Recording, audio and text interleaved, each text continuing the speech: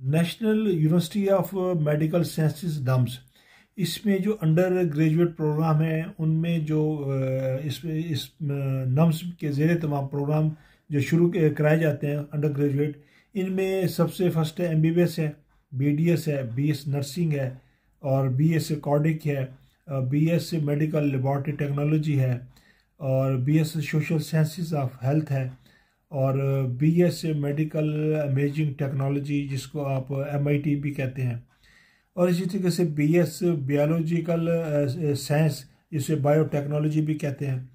BS biological sciences और इसी तरीके से BS बायोलॉजिकल साइंसेस में माइक्रोबायोलॉजी है और BS पब्लिक हेल्थ जो है इसी में भी जो है वो अपना आती है और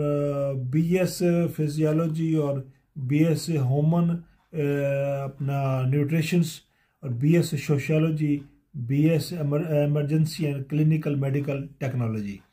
और BS स्पीच लैंग्वेज और BS अपना PNO, यानी कि ये प्रोग्राम जो है इसके अंदर अब ऑफ़र